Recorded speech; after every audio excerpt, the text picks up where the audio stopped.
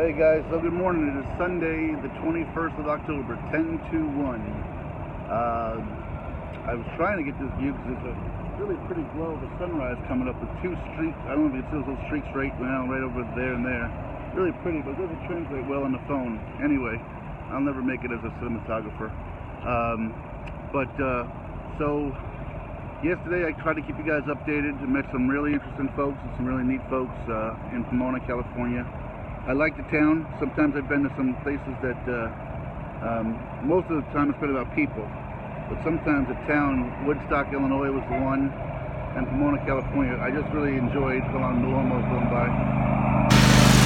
Really enjoyed the town itself as well as the people in both cases.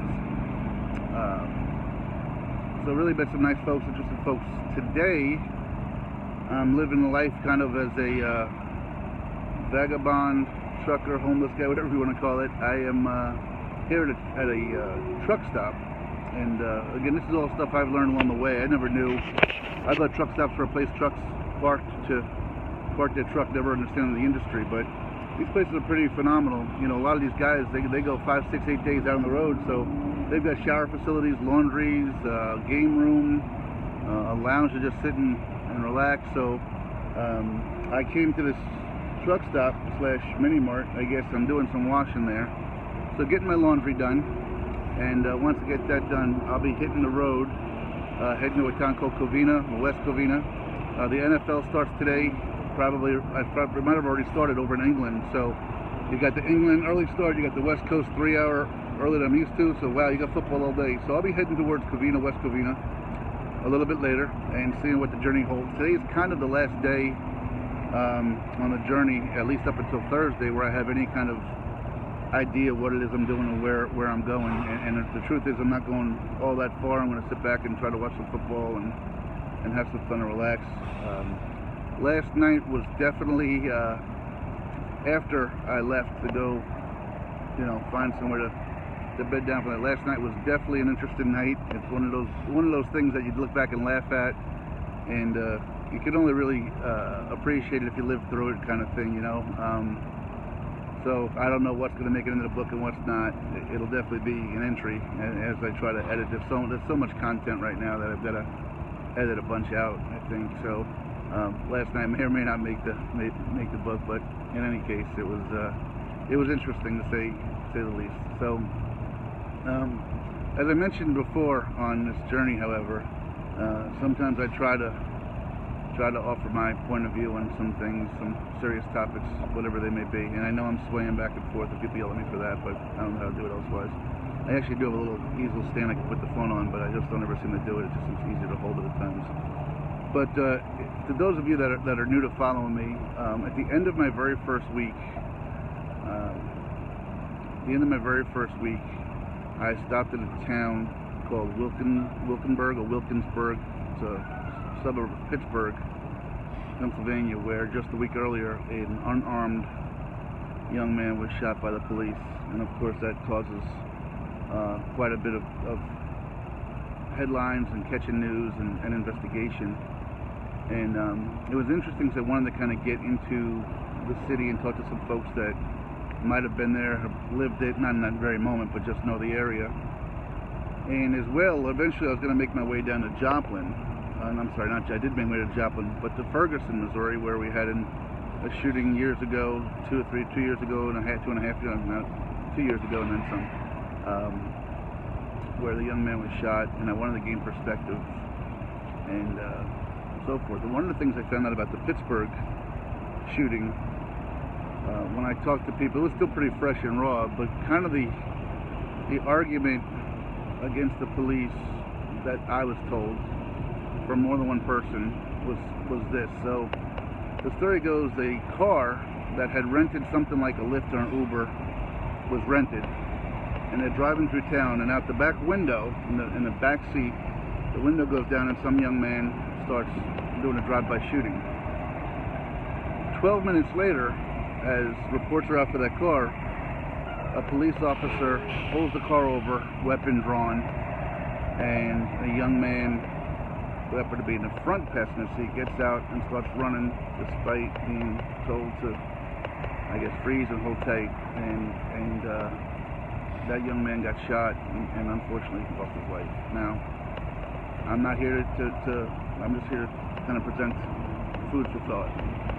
I'm not saying that the gentleman deserved to get shot. I don't know what happens in that circumstance. But when I upset some people, my messages point the thumb was, had this gentleman not run, would he be dead right now? And that upset a few people because their rationale was, well, you know, the shooter was in the back seat, this guy was in the front seat. So you mean to tell me in the dark, a cop that wasn't there the first time should be able to just determine that?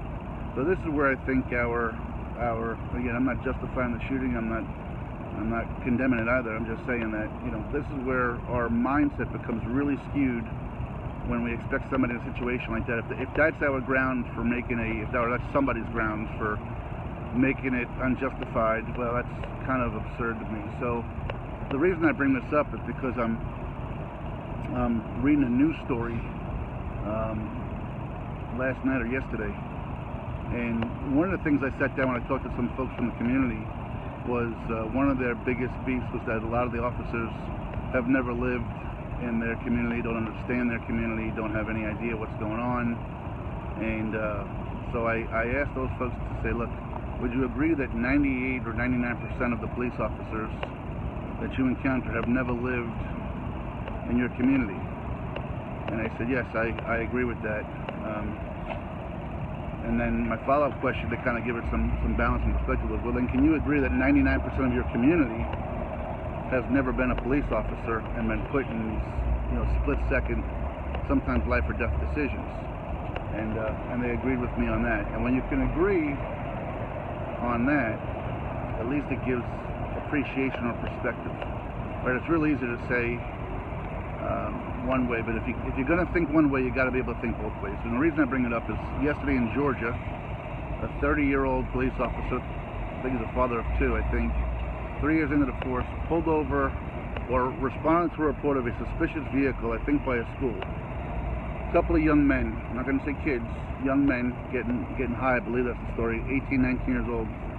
Anyway, when the police officer approaches the vehicle, opens fire and kills him. So, you know, again, you just ask, what is this world coming to? So, I've never been a police officer. I couldn't be a police officer, even if I wanted to be. It's not in my makeup, my character. I'm far too soft. But you wonder why people get, I don't want to say rude, but why police officers are so adamant at times, because there's stories like this out there. An 18-year-old man, armed, police officer, I don't know what he was shooting for, I don't know what he was afraid of, I don't know if he had warrants, I don't know. But to think that somebody trying to uphold our way of life or protect our safety is shot dead because he approached a vehicle is absolutely insane. This is what our country's come to. I don't know how to explain it. It just makes me shake my head. This happened so many times in the journey. So I discussed this with you guys only to call your attention. You know, I've asked people to pray for a lot of folks and to take a lot of things into their thoughts. You know, our military, the young men on the football squad, hurricane victims. You know, take a second, guys, and think about the folks that uphold the law for us or make every effort. Are they all perfect? No. Are they all great? No. But imagine that your job from the moment you get in is being called to a hostile situation in which essentially for your 8 or 10 or 12 hour shift, I don't even know how long they work, they're basically getting lied to from the first moment they get there, because you know, the minute that they pull somebody over for a traffic infraction, I didn't run that red light, I didn't run that stop sign. To a domestic dispute, you know, she hit me first, he hit me, drugs, alcohol, you got anything on you? No, I don't have anything on you. They pat you down, you got drugs on them or weapons. It's just a tough way of life, and yet we sit back in our everyday life that doesn't have that kind of pressure or stress in every instance of our job. Whether I get that email off or don't get that email off isn't going to be the end of the world or cost somebody a potential life or even, get lied to or whatever. But this is what these guys deal with. And here's a young man in Georgia, 30 years old, Colorado, got shot simply because he went to approach a car with a couple guys getting high in it. So, again, I ask you all as our PTP family to kind of take those folks into our thoughts today. And appreciate what they do for sure. Pray for their safety. And if you get a chance to talk to somebody out there that is, anti-law enforcement, anti-whatever, just simply ask them to point to something themselves, and could they guarantee in any given situation that they would react 100% correctly every minute, every time. A lot of times you see videos, and I've dealt with my share of police officers with traffic stops and some other things, and sometimes you get a kind of, I don't know if the term's arrogant, ignorant, smug, condescending kind of attitude. Not always, on occasion, but think about that. How long would it take you to have your personality changed by people lying to you every day, seeing things that you don't really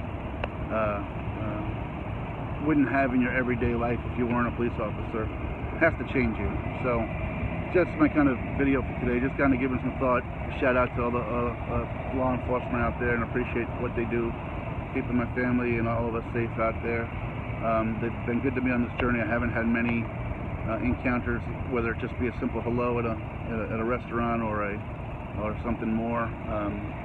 But the ones I've had they've been super wonderful, super pleasant, and just want to say appreciate what they do. So it's Sunday. The sun's coming up a little higher. You can see the sky's got a little bit different glow behind it now.